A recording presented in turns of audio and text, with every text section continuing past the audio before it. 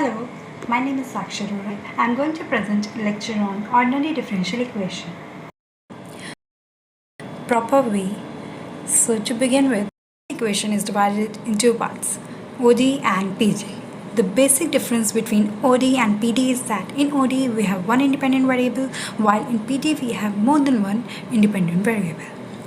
Now, as ODE is a vast topic and to deliver everything in one lecture is not possible, so I have decided to talk about higher order linear differential equation in this lecture.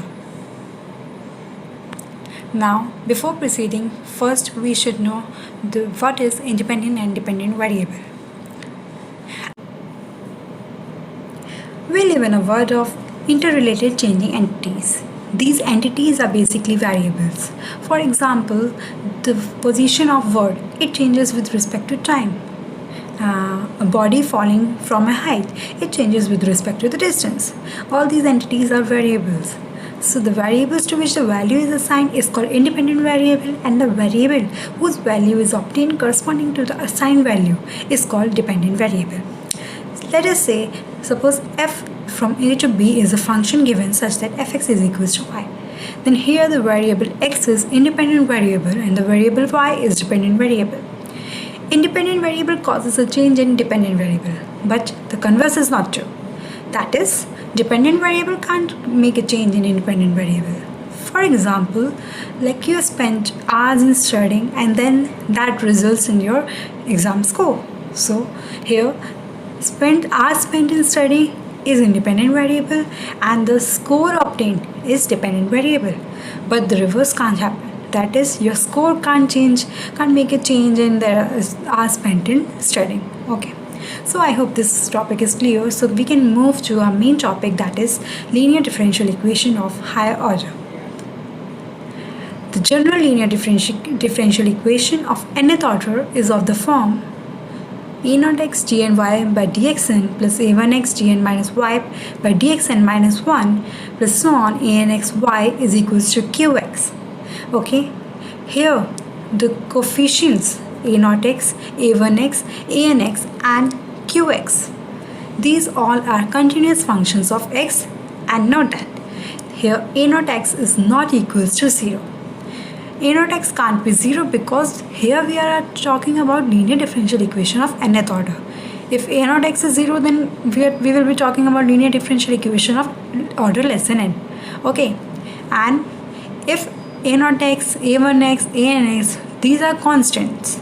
By constant I mean they can be real or complex. Then we say that equation 1 is linear differential equation of constant coefficients. And whereas if these ai's present in equation 1 are variable, then we say that this equation 1 is linear differential equation of variable coefficients. Now here the role of qx is an important role, because if qx is 0, then the equation 1 is homogeneous differential equation, and if qx is not equals to 0, then 1 is known as non-homogeneous differential equation. Now I would like to talk about the principle of superposition. Before proceeding to that, I think you should be clear with the definition of linear combination. Linear combination. Let us suppose we are given some functions f1, f2 and f1 defined on a common domain D. Then linear combination is nothing but just c1 f1 plus c2 f2 up to cn fn, where ci's are constant. And if this linear combination has constants such as summation of ci is 1, that is c1 plus c2 up to cn is 1, then we say that this linear combination is convex combination. Okay, so now we can move to principle of superposition. According to principle of superposition, if we are given y1 and y2, two solutions of differential equation a0x y double dash plus a1x y dash plus a2x equals to qx, then yx equals to c1 y1x plus c2 y2x can also be the solution of this differential equation. That is, the linear combination of the given two solution can also be the solution of this equation only if either qx is equals to 0 or c1 plus c2 is equals to 1. Now we are going to do the proof of principle of superposition. Let us say y1 and y2 are two linearly independent solutions of a0 x y double dash plus a1x y dash plus a2x y equals to qx. Then it will imply that y1 and y2 satisfy this equation. So we move on to equation 1 and 2. As y1 and y2 satisfies above equation, so we can write equation 1 and 2. Now yx equals to c1 y1x plus c2 y2x. If it will be a solution of equation differential equation given, then it will also satisfy the above given equation. So we can put c1 y1x plus c2 y2x in place of y in this equation. So we get a0 x plus c1 y1x plus c2 y2x double dash plus a1x c1 y1x plus c2 yx dash plus a2x c1 y1x plus c2 y2x equals to qx. Now on solving it, further solving it, we obtain to this step. You can see here. Now using 1 and 2, we get to equation c1 qx plus c2 qx is equals to qx, which implies c1 plus c2 minus 1 qx is equals to 0. It implies either qx is 0 or c1 plus c2 is equals to 1. So we have proved here the principle of superposition. Now we move on to our next slide. Now we should just go through a small application of principle of superposition. In this question we are given that f equals to qx is nth order linearly differential equation and we are given its s solutions y1, y2, y. Now the question says that if the linear combination yx equals to summation ci yix is also the solution of this differential equation, then which of the following options are correct? By going through principle of superposition, you can instantly tell which of the following options are correct. Now if you go through the question, option number A, it states that qx is not equals to 0. Then by principle of superposition, we can instantly say that summation of ci should be equals to 1. For summation of ci to be 1, we should have at least one ck that is less than 1. Because if no ci is 1 less than 1, then all ci is greater than equals to 1. So 1 plus 1 plus 1, it will, then summation of ci can never be 1. And then principle of superposition can't hold. So option A is correct. Now if going to option B, we are given that for all I ci is greater than 1, then it clearly states the summation of ci can't be equals to 1, as ci is greater than 1, so 1 plus 1, summation of ci would be greater than 1. Okay, so it will imply that qx is equals to 0, so yeah, it's true. So option B is also correct. Okay, now moving to option C. Option C says that qx is not equals to 0 and ci is less than 0. So for summation of ci equals to 1, here also by same as option B, like if ci is less than, if ci is not less than 1, that is it is greater than 1. So c1 plus 1 plus 1 will eventually lead to summation of ci greater than 1, and then principle of superposition can't hold. Therefore we need ci to be less than 1 for all I. So option C is also correct. Okay, now obviously option D can't be correct as A, B, C are correct, so none of these can be true. Now moving to option E. If qx is not equals to 0, it implies summation of ck is 1, and we are given that there is a ck greater than 1.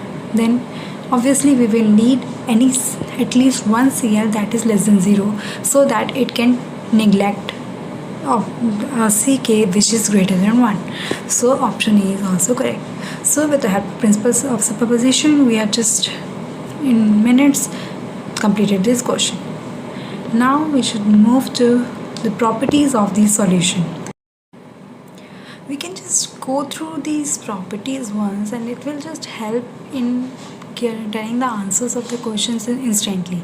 Like first property says that solution set of nth order homogeneous linear differential equation forms a vector space. So if a question is given, like a differential equation is given and its n solutions are given, then an option is there that such as these n solution forms a vector space. So yes, you can correct their option. Okay, second option, second property states that the solution set of nth order homogeneous linear differential equation is vector space of dimension n. So n solutions make a vector space of dimension n. Okay, so this third property is quite important as it states that every nth order homogeneous linear differential equation has exactly n linearly independent solutions, that is set of n plus 1 solution is linearly dependent set. So for example, in exam you are given a question with second order linear differential equation, and in option you have the set of 3 solutions, and you can clearly say that option is incorrect, as you can't have 3 set of solutions which are linearly independent. Okay, n order equation will have n linearly independent solutions. Okay, so moving on to property number 4. It's also quite an interesting property, as it says that the solution set of nth order non-homogeneous linear differential equation never forms a vector space.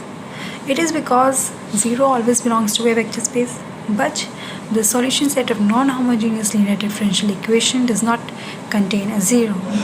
It can be seen simply. That is, take a simple non-homogeneous equation. Say y double dash is equals to 2 of x.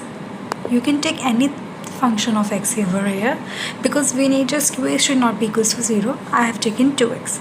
So for y equals to 0 to be the solution of this equation, it implies y double dash is 0.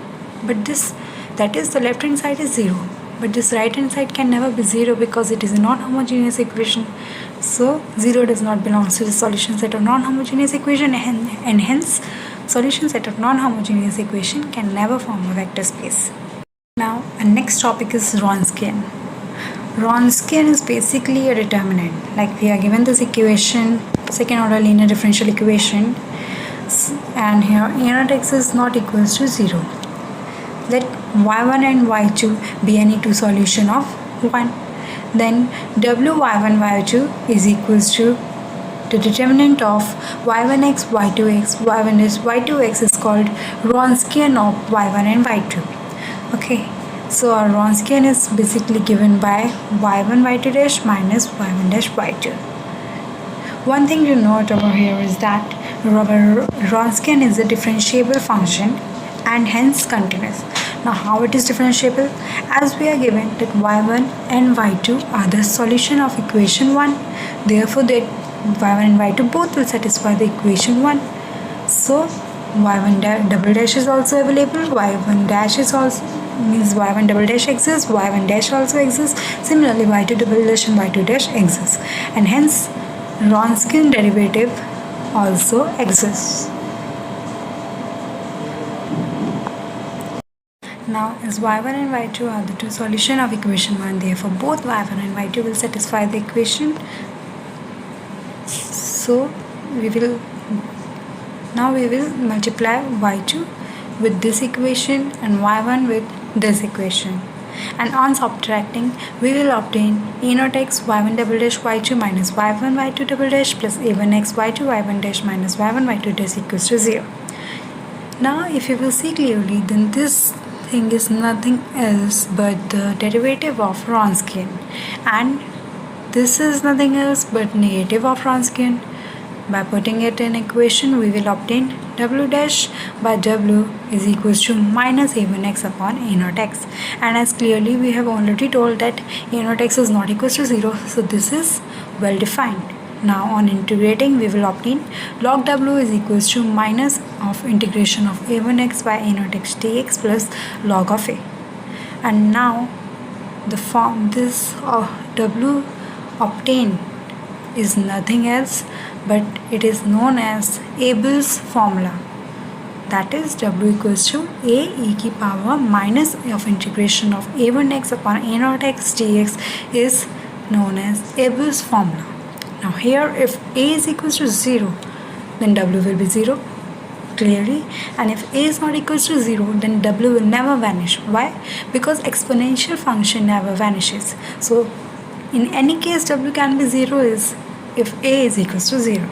If a is not 0, then w can't vanish.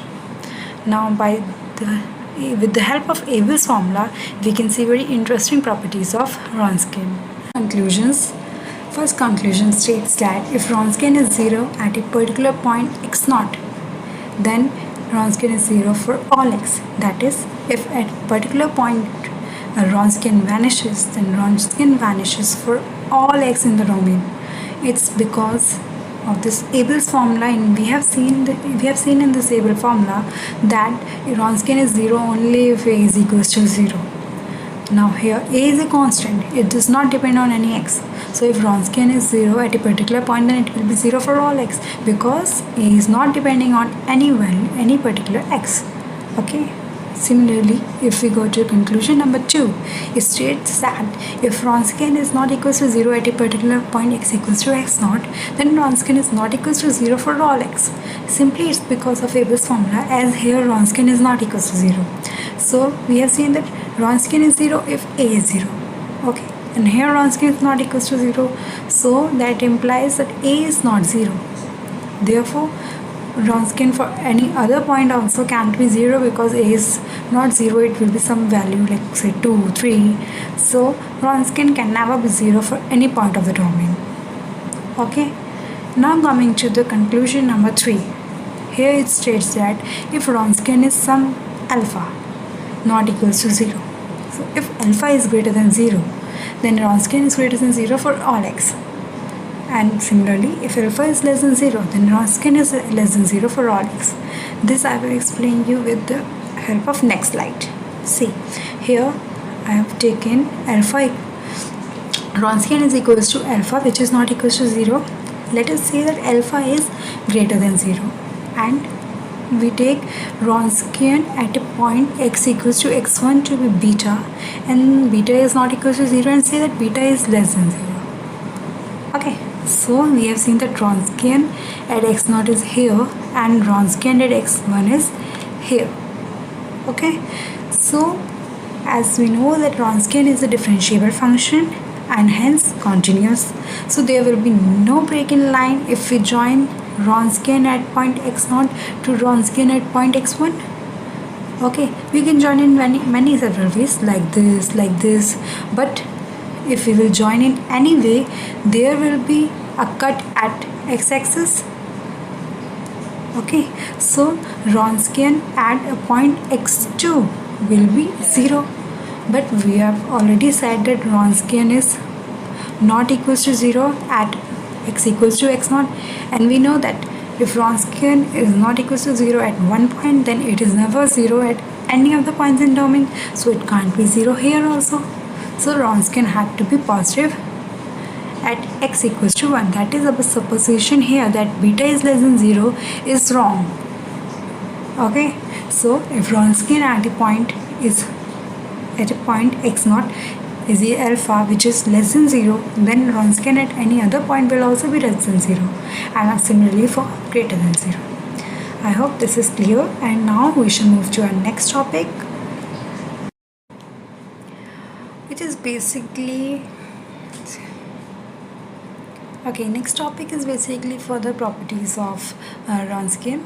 So first property states that if there exists x0 such that y1 x0 is 0 equals to y2 x0, that is x0 is the common 0 of y1 and y2, then Wronskian will also be 0. This is simply we can see, because Wronskian definition is just it's the determinant of these, and as y1 x0 is 0, y2 x0 is 0, then we will obviously get the answer 0. So the Wronskian is 0, and as we know that if Wronskian is 0, then y1 and y2 are linearly dependent. So y1 and y2 are linearly dependent. Now second property states that if y1 and y2 are linearly independent, then they never have common 0. It's obvious because of first. So we move on to third property, which states that if y1 and y2 have common point of extrema, that is if y1 dash x0 equals to 0 equals to y2 dash x0, then also Wronskian is 0. Obviously here also by the definition of Wronskian it is clear, as y1 dash x0 is 0, y2 dash x0 is 0, so our answer will be 0, and yx is equals to 0, which will imply that y1 and y2 are linearly dependent. Now fourth property states that if y1 and y2 are linearly independent, then they never have common point of extrema. This we will see like as if y1 dash x0 and y2 dash x0 is 0, that is if y1 and y2 have common point of extrema at x0. See here, like in this figure, x0 is the point of maxima, here x0 is the point of minima. Point of extrema means either you can have maxima or minima. So if we will calculate the Wronskian at x equals to x naught, then y1 dash x naught is 0, y2 dash x naught is 0, so Wronskian will be 0, which will imply y1 and y2 are linearly dependent. So therefore y1 and y2 are, if y1 and y2 are linearly independent, then they can never have common point of extrema. Okay, now we will do one question on Wronskian for making this topic more clear to you. This question states that y1 and y2 are two solutions of the given differential equation, and we are also given the values of y1, y2, y1 dash, y2 dash at point 0. So among the following options, which one is correct? So for that we will just calculate the value of Wronskian at x equals to 0. With the help of the definition of Wronskian, we will just go through these steps and we'll get an answer -1. So our Wronskian at x equals to 0 is -1, which is not equals to 0. So therefore solution y1 and y2 are linearly independent, and as in previous properties we have seen that if y1 and y2 are linearly independent, then they can never have common 0. Therefore option A is wrong. Also, if y1 and y2 are linearly independent, then they can never have common point of extrema. So option B is wrong. Now in option C, they are talking about repeated root. Repeated root means that if suppose y1 at x naught is 0 and y1 dash at x naught is 0, then we say that y1 has a repeated root. So suppose among y1 and y2, y1 has repeated root. Then if at x naught, then if we will calculate the value of Wronskian at x naught, then it will be like y1 x naught is 0, so we will put 0. Here it will be y2 x naught, whatever it can be. Here the value will be of y1 dash x naught, that is 0, and here it can be y2 dash x naught, whatever the value can be. And if we will calculate the determinant, then it will come 0. Therefore Wronskian at x naught will be 0. So it will imply that y1 and y2 are linearly dependent. But we have already seen that y1 and y2 are linearly independent. Therefore neither y1 nor y2 has repeated root. Therefore option C is correct. Okay. So now we can move to our next question, which states that let y1 and y2 are two solutions of this given differential equation, and same values of y1, y2, y1 dash, y2 dash are given as in the previous question. So as in the previous question Wronskian was -1, we can write it here also, but here an additional thing is given that gx is equals to y1x upon y2x, and in options we are asked about the property of gx. So we will just calculate g dash x, because we are asked in option A that whether gx is strictly increasing, or as in option B it is asked that whether gx is strictly decreasing. So for increasing and decreasing, we know a fact that if f dash x is greater than 0, then we say that f is strictly increasing, and if f dash x is less than 0, we say that f is strictly decreasing. So we will just calculate the value of g dash x, and it is so simple, as we are given gx is equals to y1x upon y2x. So g dash x will be y2 y1 dash minus y1 y2 dash upon y2 square. Now as y2 y1 dash minus y1 y2 dash is minus of Wronskian, so we will write it will be equals to minus w upon y2 square, and as w is -1, therefore this value will become 1 upon y2 square, which is a positive value. As y2 square is positive, 1 is positive, then 1 upon y2 square is also positive. Therefore it will imply g dash x is greater than 0, so gx is strictly increasing function. So option A is correct and option B is eventually wrong. Now as g dash x is greater than 0, so gx can't also be a constant function, because if gx is a constant, then g dash x should be equals to 0. So option C is also incorrect.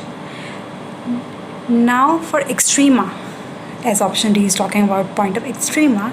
So for extrema, if we will say g dash x is equals to 0 at any point, because point of extrema is that is only that g dash x should be equals to 0, but we have already calculated that g dash x is greater than 0. Therefore option D is also incorrect. So only option correct is option number A. Now we move to next question, and this question has also came in 2014 June exam. Let y1 and y2 form a complete set. that is fundamental set, that is set of solution of the given differential equation y double dash minus 2xy dash plus sine e square x square y equals to 0 for all x belonging to 0 1, and y1 y2 y1 dash y2 dash is 0 are as similar as in previous question. So our Wronskian will be -1 here also. Now we have to find out Wronskian at x equals to 1. So by Abel's formula, okay, first we can also see that we can deduct some options here. As we know that Wronskian never changes its sign, and we have calculated the value of Wronskian at x equals to 0 is -1. So Wronskian should be negative at x equals to 1 as well. So option A and option D can be deducted because option A and D are positive and our Wronskian can be negative only now. Now the two options are left, that is option B and C. So for that we will use Abel's formula. Now as Abel's formula is this, we will put the value of a1x, that is 2x, a2x, that is 1 in this equation, and we will come to this aex square.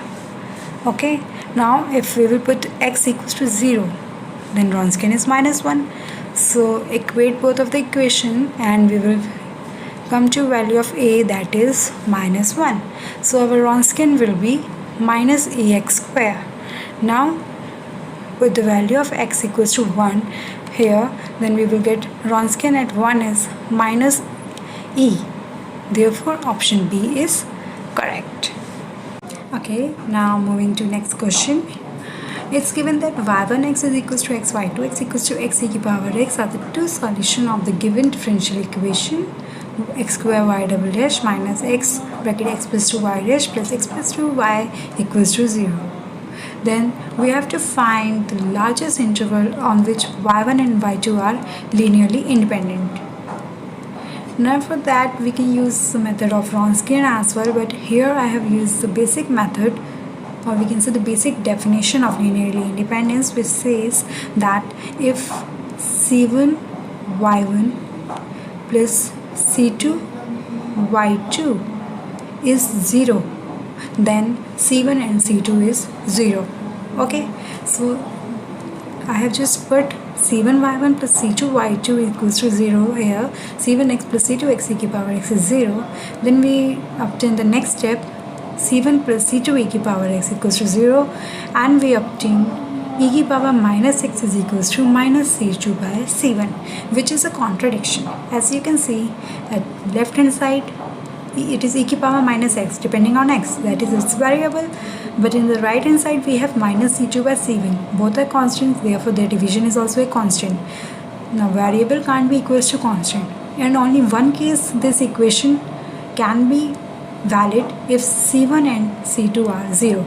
Therefore c1 equals to c2 equals to 0, and by the definition of linearly independence we can see that y1 and y2 are linearly independent throughout the domain. Therefore option D is correct, that is y1 and y2 are linearly independent for x between minus infinity to infinity. Now we are moving to next topic, that is second order linearly differential equation. Here we have just fixed the order of the equation. Here is, we can see it is y double dash. Second order means y of, means the highest greatest order should be 2. Okay, now first consider homogeneous case. Here a1 y double dash plus a2 y dash plus a3y is 0, which will imply y double dash plus ay dash plus by is 0. Here a and b are nothing else, but I have just divided the above equation by a1, so we obtained the coefficient of y dash, that is a2 by a1, and coefficient of y, that is b, equals to a3 by a1. Okay, now we will just suppose yx is equals to e की power rx is the solution of the homogeneous equation. Okay, so y of dash is r e की power rx, y double dash is r square e की power rx, and as y is the solution of equation, therefore we can put this in 1 and By putting the values of y dash, y double dash and 1, we will obtain r square plus ar plus b e की power ax is 0.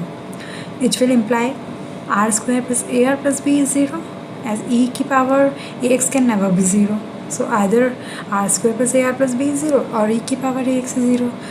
E की power ax can't be 0, therefore r square plus ar plus b is 0.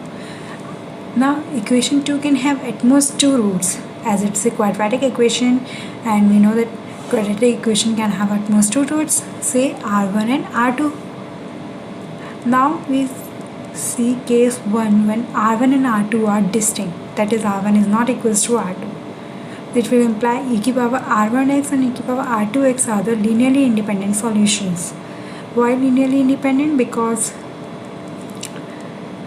e की power m and e की power n are linearly independent if m is not equals to n. You can see this by the definition of Wronskian. If you will put in the definition, then calculate the value, then it will not be equals to 0, and hence e की power r1x and e की power r2x is equals to they are linearly independent.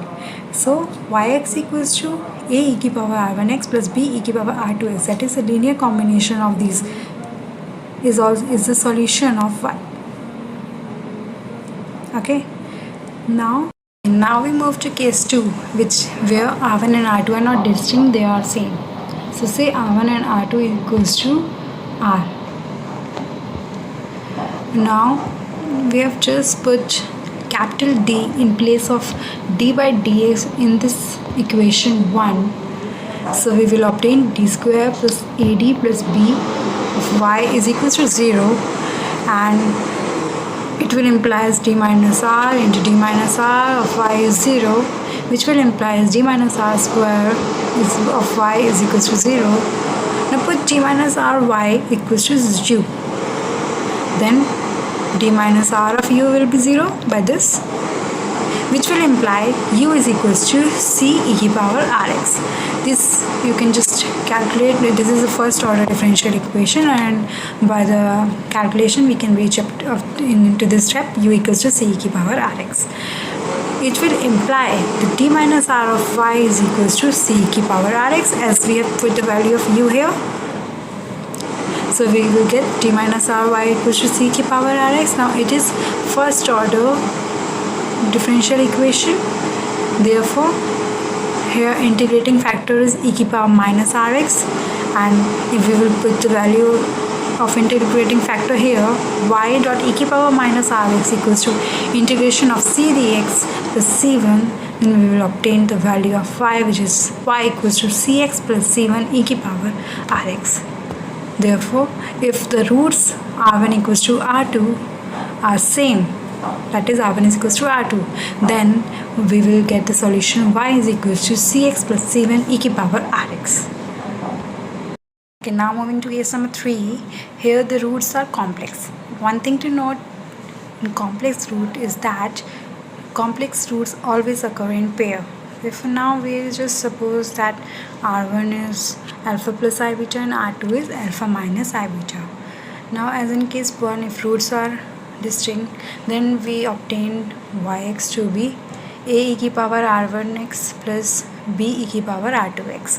So we just put the value of r1 and r2 in this equation and get that yx equals to c1 e की power r1x plus c2 e की power r2x, that is yx equals to c1 e की power alpha plus I beta x plus c2 e की power alpha I beta x, which is equals to e to the power alpha x in bracket c1 I beta x plus c2 e to the power minus I beta x, which will imply e to the power alpha x is bracket c1 cos beta x plus I sin beta x plus c2 cos beta x minus I sin beta x. Further implies e to the power alpha x bracket c1 plus c2 cos beta x plus I c1 minus c2 sin beta x. We have just taken out cos beta x common and sin beta x common. Now c1 and c2 both are constants, so we can just replace c1 plus c2 by a and c1 minus c2 by b. A and b are also constant. Therefore if the roots are complex, then our solution is yx equals to e की power alpha x bracket a cos beta x plus b sin beta x. Now a question can come like find real solution when roots are complex. So you can just put b equals to 0, that is coefficient of sin x must be 0. So if you are asked to find a real solution of a differential equation and roots are complex, so just put this b to be 0 and this term will be neglected, and you will get the real solution of your equation. Okay, so now I hope I was able to clear all the topics which I have mentioned in this video. Thank you.